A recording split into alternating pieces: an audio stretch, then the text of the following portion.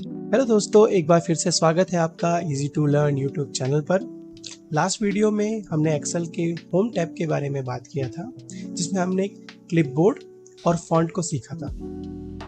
आज की वीडियो में हम उसे कंटिन्यू करेंगे और अलाइनमेंट और बॉर्डर के बारे में सीखेंगे। तो चलते हैं अपने कंप्यूटर स्क्रीन पर और शुरू करते हैं आज का वीडियो।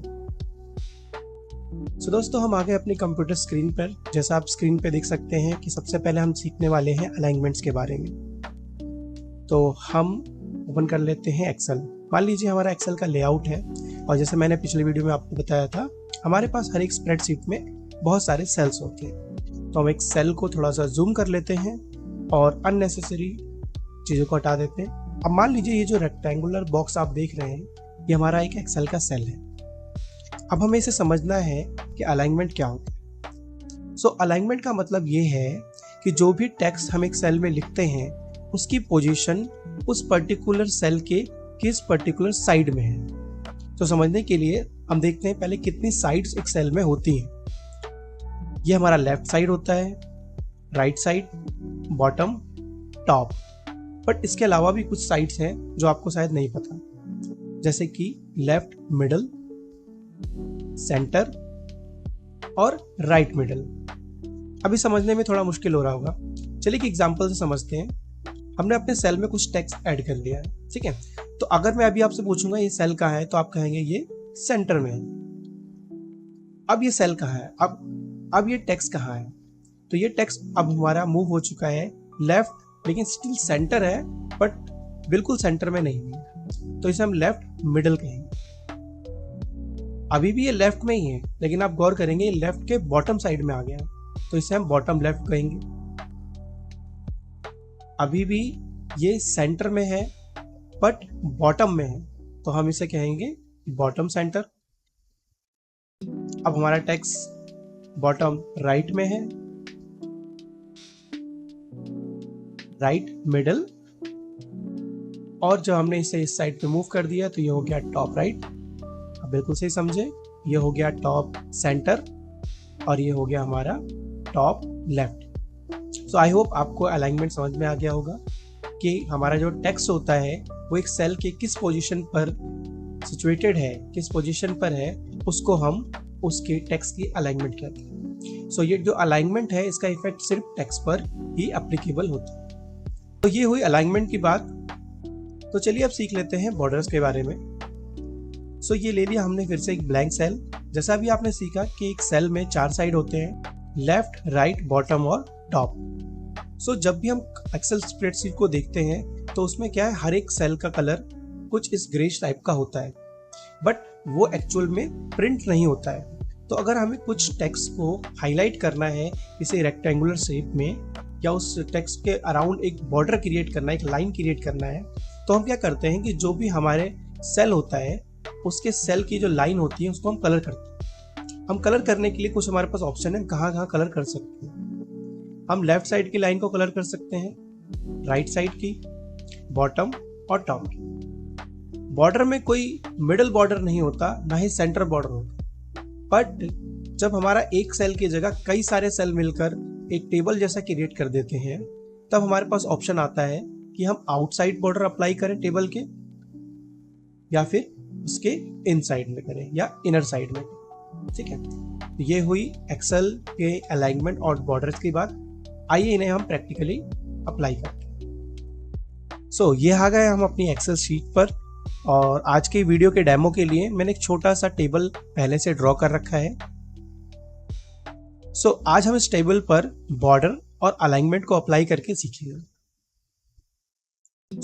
जैसे आप देख रहे हैं कि अभी हमारे पास हर एक सेल का कलर ग्रे है, बट अगर हम इसको प्रिंट लेआउट में चेक करें, जैसे मैंने आपको यहाँ बताया था क्विक एक्सेस टूल बार में, अगर आप प्रिंट में जाके देखेंगे तो आप देखेंगे यहाँ पर इस स्टूडेंट डिटेल्स की जो टेबल मैंने क्रिएट करी है उसके अराउंड कोई भी बॉर्डर नहीं है, ठीक है। तो लाइन कहाँ पे खत्म हो रही है, कहाँ से स्टार्ट हो रही है, कौन सी रो कहाँ से कहाँ तक है, ये हमें नहीं विजिबल है, ठीक है। इसको फिक्स करने के लिए ही हम बॉर्डर को अप्लाई करते हैं।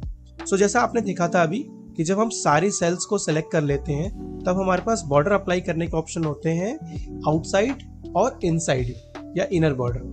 तो हम क्या करते हैं, सबसे पहले जाएंगे होम टैब के फॉन्ट सेक्शन में, और इसमें आप देखेंगे कि ये जो सेक्शन है इसे हम बॉर्डर्स कहते हैं। और जैसे मैंने बताया था कि जब भी आप किसी ड्रॉप डाउन मेन्यू पे क्लिक करेंगे तो उससे रिलेटेड सारे ऑप्शन आपको मिल जाते हैं। तो आप देखेंगे यहाँ वो सारे ऑप्शन हैं, जैसे bottom border, top border, left right border, no border मतलब बॉर्डर हटाने के लिए, ऑल बॉर्डर यानी इनसाइड और आउटसाइड दोनों जगह पे बॉर्डर अप्लाई करने के लिए हम ऑल बॉर्डर का इस्तेमाल करते हैं। सो अभी हमें क्या है, इनसाइड और आउटसाइड दोनों जगह बॉर्डर लगाना है, तो हम आउटसाइड बॉर्डर ऑल बॉर्डर का इस्तेमाल करेंगे। तो आप देखेंगे जैसे हमने इसे क्लिक किया, अब इस पर एक बॉर्डर जनरेट हो गया। एक बार इसका प्रीव्यू देख लेते हैं। सो आप देख रहे होंगे यहाँ पर, मैं इसको लैंडस्केप कर देता हूँ। सो जैसा कि आप देख सकते हैं, अब हमारे जो टेबल है उस टेबल पर कुछ लाइनें ड्रॉ हो गई हैं और हमें समझ में आ गया है कि यहाँ पर भी एक सेल में क्या डिटेल है। ठीक है, पर आप देख रहे होंगे कुछ चीजें यहाँ पर अभी इनकम्प्लीट है। जैसे आप देख रहे होंगे यहाँ पे कोर्स के बाद क्या लिखा है नहीं दिख रहा, कोर्स के बाद यहाँ क्या है नहीं है, यहाँ क्या है नहीं दिख रहा, और यहाँ पे कुछ चीजें लिखी हैं बट वो विजिबल नहीं, जबकि हैश सिंबल हमें दिखाई पड़ रहा है। इसको भी समझ लेते हैं। सो जब हमने यहाँ बॉर्डर को अप्लाई कर दिया है तो आप देखेंगे कुछ चीजें, जो हमने एज लिखा है वो लेफ्ट साइड में अलाइंड है, बट जबकि जो नंबर्स हैं वो राइट साइड में है। तो क्विकली समझ लेते हैं कि एक्सेल हम जो एंट्री करते हैं उसको कैसे रीड करता है। तो हम एक नई शीट पे चलते हैं। सो ये हो गई हमारी नई शीट। अब इसे हम थोड़ा सा जूम कर लेते हैं और मैं इस सी कॉलम का जो विड्थ है उसे थोड़ा सा इंक्रीज कर लेता हूँ ताकि आपको चीजें समझ। सो मान लीजिए अभी मैं इस सेल में कुछ टेक्स्ट टाइप करता हूँ।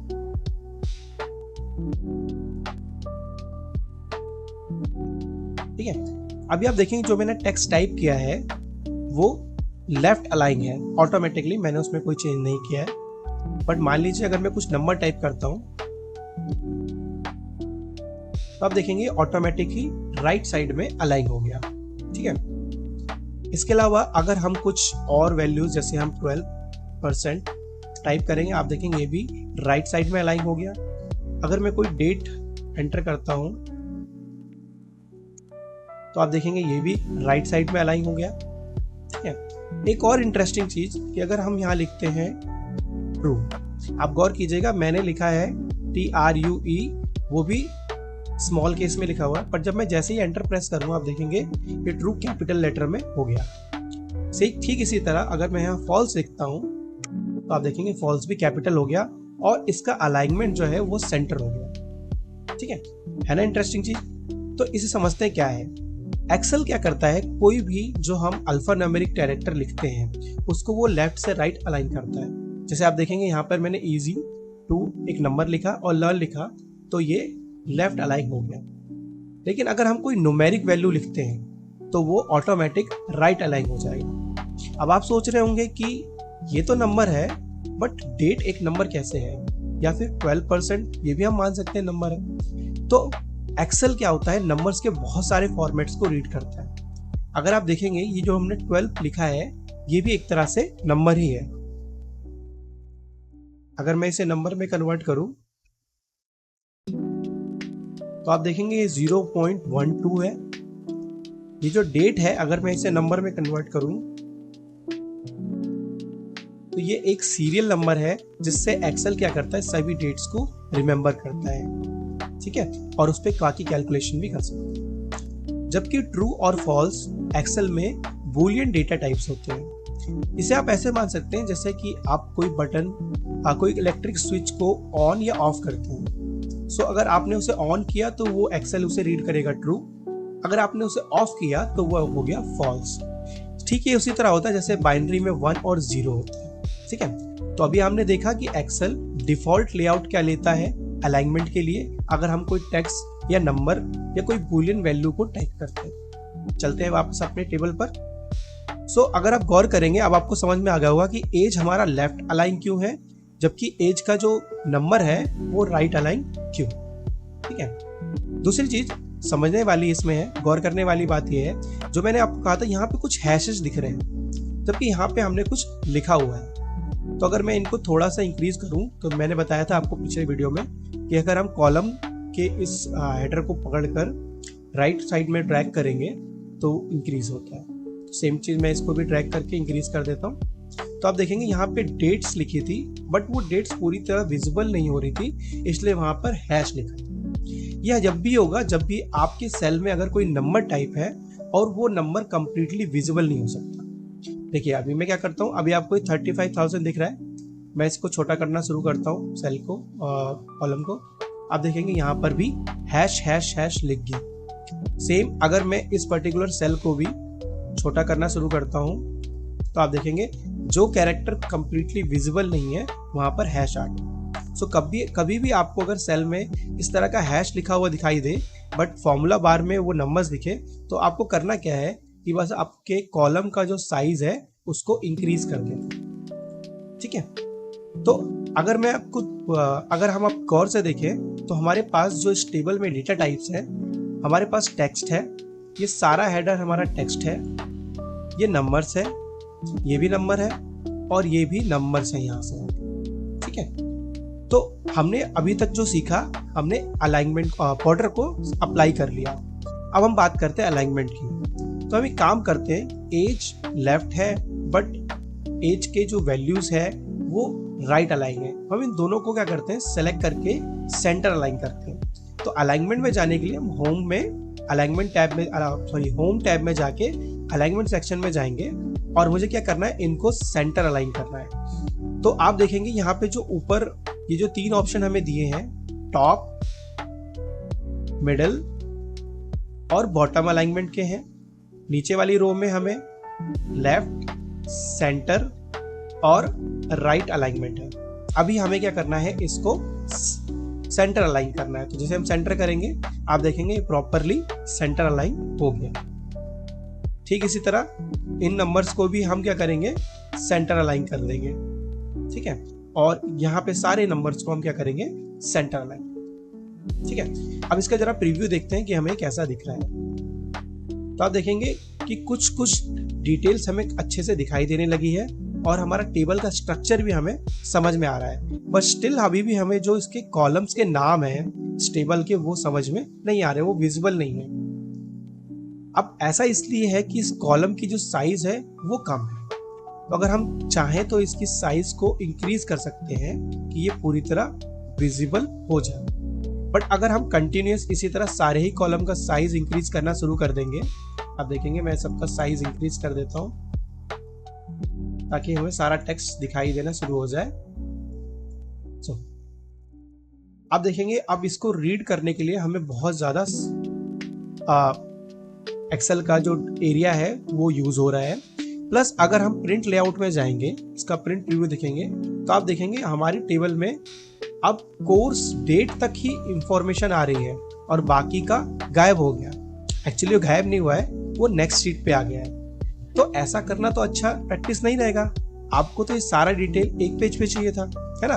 और ये तो अभी लेआउट जो है वो लैंडस्केप है। अगर मैं इसको पोर्ट्रेट यानी पोर्ट्रेट लेआउट में कर दूं तो आप देखेंगे कि अब तो यहाँ सिर्फ 4 कॉलम ही हमें विजिबल हो रहे हैं, बाकी सारे कॉलम हमारी अगली शीट में चले गए हैं। तो अगर आप प्रिंट आउट लेंगे तो आधी डिटेल आपकी एक पेज में और आधी डिटेल दूसरे पेज में आएगी, जो कि बहुत ही गलत तरीका होगा इसे प्रिंट करने।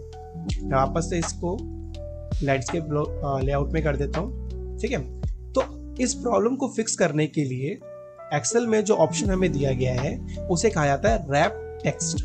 अब रैप टेक्स्ट का यूज क्या होता है, जैसा इसका नाम है, ये टेक्स्ट को रैप कर देता है यानी फोल्ड कर देता है ताकि हम उसको एक पर्टिकुलर सेल में देख सकें। समझने के लिए देखते हैं। अभी देखिए ये हमारा सबसे टेबल का सबसे बड़ा सेल है। मैं क्या करता हूँ, सारे ही कॉलम का साइज एक जैसा कर देता हूँ। ठीक है, ऐसा करने के लिए हम क्या करेंगे, सारे ही कॉलम को सिलेक्ट करेंगे और किसी भी एक कॉलम के साथ जो भी हम साइज अप्लाई करेंगे वो सब पे अप्लाई हो जाएगा। ठीक है, आप देखेंगे कि साइज सब पे अप्लाई हो। हाँ, एक चीज और मैं बता दूं कि आप देखेंगे यहाँ पे एक डॉटेड लाइन दिख रही है।